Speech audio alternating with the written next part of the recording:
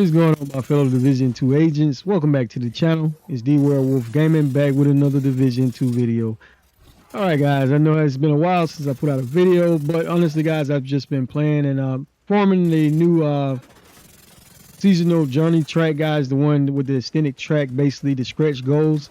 Just to try to luck out maybe and hopefully obtain one of those new raid exotic weapons that you can get for a limited time, guys. This event will last to May 27th, so you know, if you haven't played it and you're already max level on your season journey, I do recommend you get out there and grind. You know, you may get lucky. The drop chance is pretty low though. It is like 0.5%, so that is very low. I've seen a couple of comments where people saying they have gotten it. The only thing I ever got out of the guys was the Oxpecker gloves and well, not the Oxpecker SMG and the Exodus gloves. That's the only thing I've ever been able to obtain out of those boxes. But overall, guys, just the chance of being able to obtain it is great in my opinion.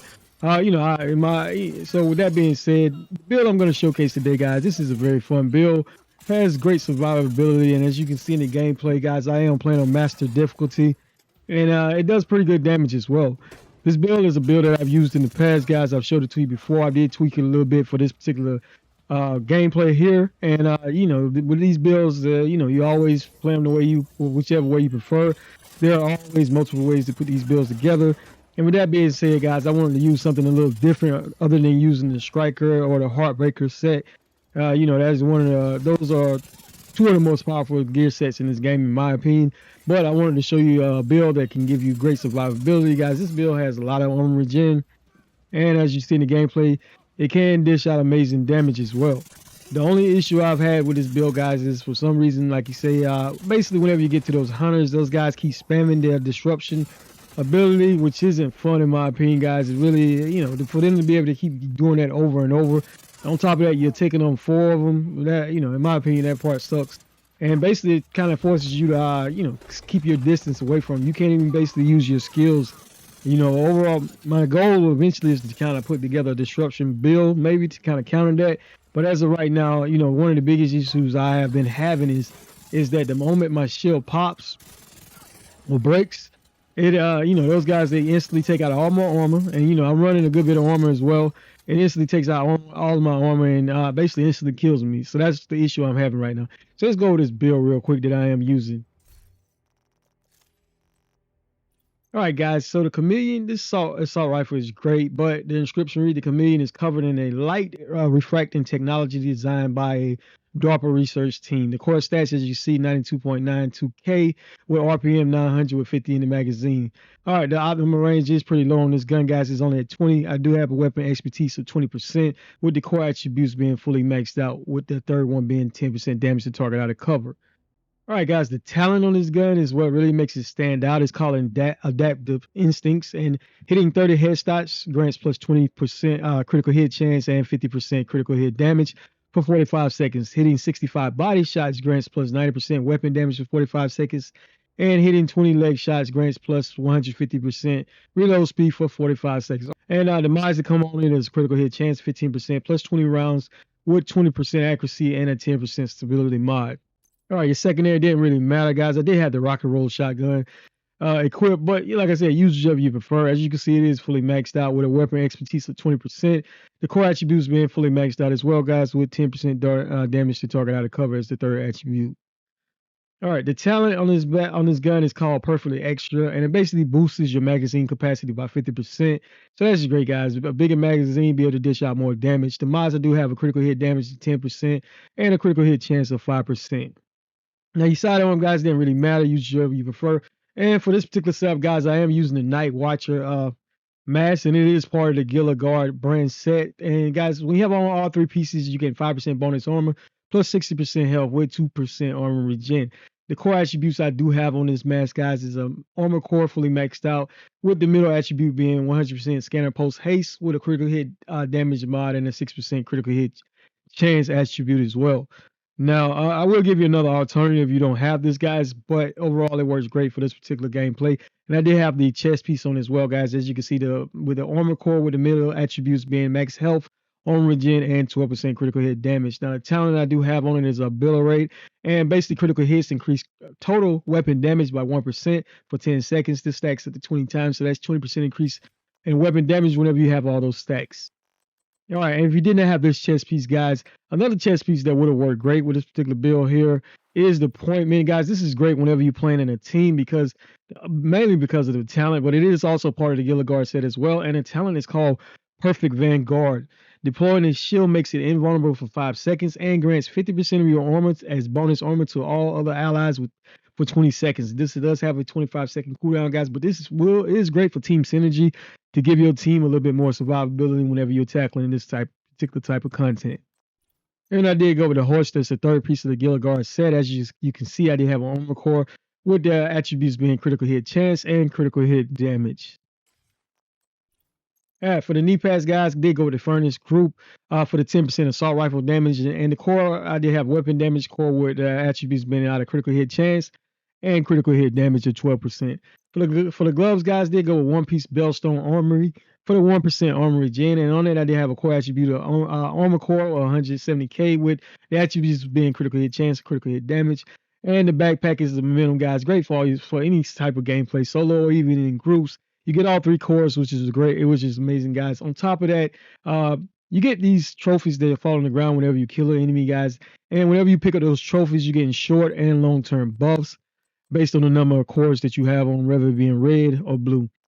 Now, if you did not have the Gilligar, the Night Watcher's mask, guys, you could have went with another piece of the Bellstorm Armory to get the 10% armor back on kill, or even the Chill Out mask if you did have that as well, to be able to allow you to use more. You have all the 3 attribute spaces that you can use whenever you use the Chill Out mask. So that is another option as well if you don't have the Night Watcher's mask. All right, one thing I did want to mention, guys, I didn't have any protection for Elite on this particular setup, but you can ultimately change out those mods with protection for Elite because that works great, guys. These guys do a lot of damage and very fast. So, I go back and forth with that. Ultimately, I do enjoy the health regen a lot in the critical hit chance, but that works pretty great. And also, if you didn't have the Chameleon, guys, you could have easily just went with the St. Elsmo's, the engine, or even the Lexington assault rifle. Both would have worked great on this build, guys. Ultimately, it's whichever weapon works best. And if you went with the Lexington assault rifle, you could have easily equipped the Scorpio shotgun as a backup, guys. That way you can, especially when you're tackling those hunters. All right, guys, so let's take a look at the weapon stats. On this particular setup, I did have a critical hit chance of 49% with critical hit damage being 117%. So overall, pretty good. That was pretty good damage in my opinion, especially with having on a lot of armor, which I do have right there, 1.8 million on this build. All right, total armor is 1,751,566 with 175,157 armor back on the kill. They have a little bit of armor regen at 57,472. Guys, that is without the stacks that you get from the momentum, so that number will shoot up pretty decent whenever you do get your stacks from the momentum backpack. All right, so let's take a look at the skills. I did have the Crusader shield for protection, guys, and I did go with the scanner pulse because I was using the modifiers in this build, guys. At the end of the day, we are getting close to the end of these modifiers, so I do want to enjoy them before the time run out. The modifiers was overdrive, guys, and you get that 30% increase in weapon damage, skill damage, and 30% increase in fire rate. And I did have the fortified shield for increasing shield base health by 100%. Microwave coils, guys, that way you can set those enemies on fire and also gain momentum back whenever you do that. You gain 5% based on the number of enemies that are burning. And also we did go with the reactive reinforcement, which this heals 5% of your max armor whenever your shield takes damage, but this does have a cooldown of 10 seconds. All right, so let's take a look at the weapon specialization. Particular build, guys, I was running the gunner specialization primarily because every third reload is 50% faster. That comes in handy, guys. And also, you get killing the enemy grants 10% armor on a kill. So that's just amazing as well. You will also have access to the Banshee Pulse, and this basically disorients enemies. Now, one last thing is to make sure you do equip the correct weapon element, guys, so you're getting that 15% increase in whatever weapons you're using. You're getting 15% increase in damage. Now, like I said, use whichever specialization that you would prefer, guys. There are other specializations that would work great, such as the firewall, because I am using the shield with this particular setup, guys. And you will have access to the striker shield, which gives you a bonus based on the number of enemies that are in front of that shield. And your allies will get a bonus as well, guys, the ones that are behind you. So this would work great as well. And also, it gives you health back on the kill as well when using that class specialization. Now, the technician would have really been great as well, and also the survivalist because you will have a bonus in 10% protection from Elise whenever you do go with the survivalist specialization. Ultimately, go whichever one works best for you and your gameplay. All right, guys, so that's pretty much it for the build. Hope you enjoyed the gameplay. And stick around, guys. We're going to tackle one more mission just for those who like to watch the gameplay, just to show you how this build works. And we're just going to take on a heroic mission really quick. This is a very powerful, very fun build, guys, with great survivability. With that being said, guys, really appreciate each and every one of you who always have something positive to say. And those who always, who stick around and give me a thumbs up whenever you do like the content. That being said, I hope you enjoy the rest of the gameplay. All right, D-Werewolf out.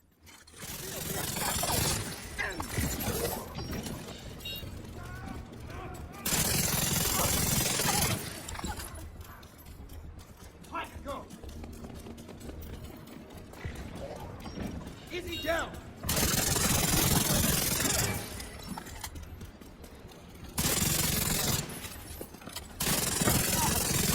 Get away!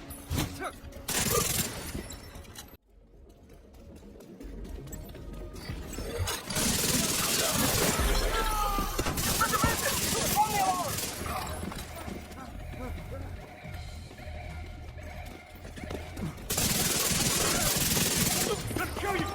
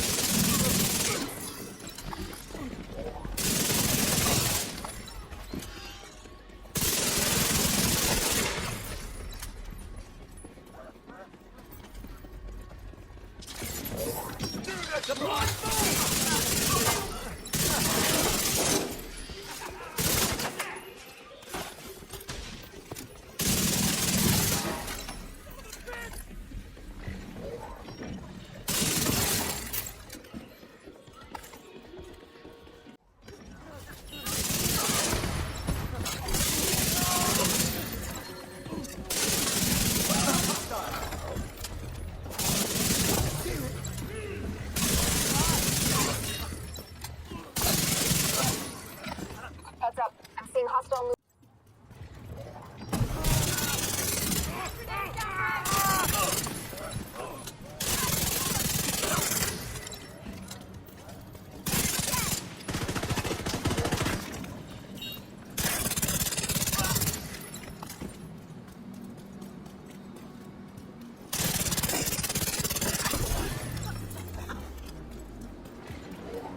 I've sent the coordinates for the dishes to Isaac. It shouldn't take too long to align them. You're still gonna have to adjust each dish, but this will speed up the process.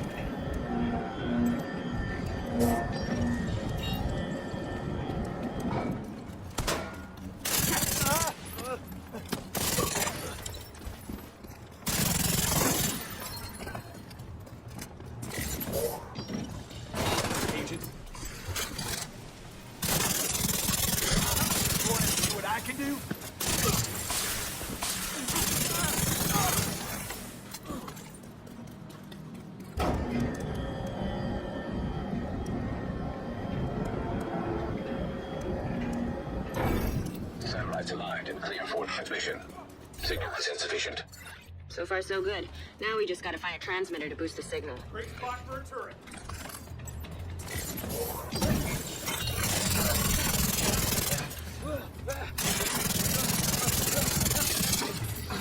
Phosphor guys! What the?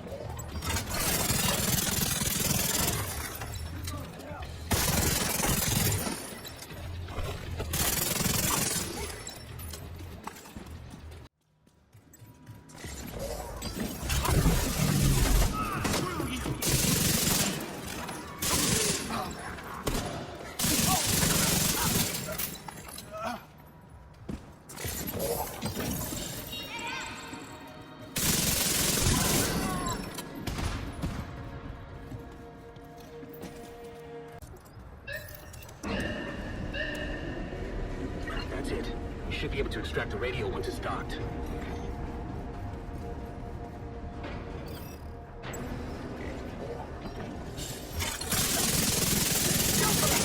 Agent, I see you. Let's get it.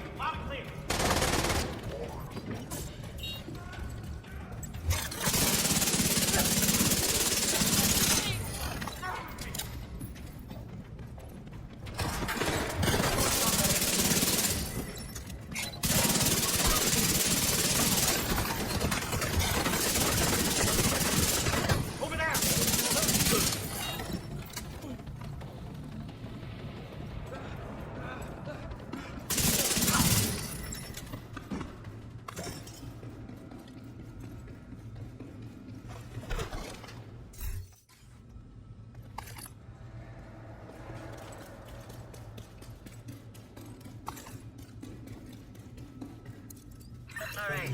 This will extract the transmitter from the module and connect it to the rest of the facility. Then we can link up with the division satellites.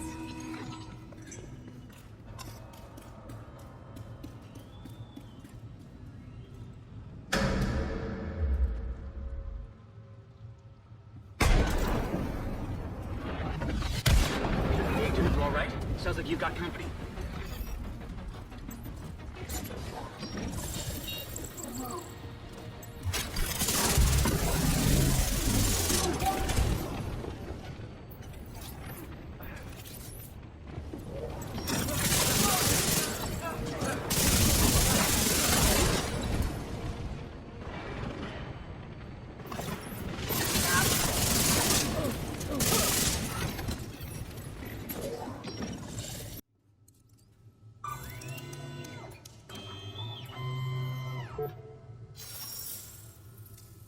Satellite network is back online. I'll send a team to secure the transmitter for safekeeping. Good work, Agent.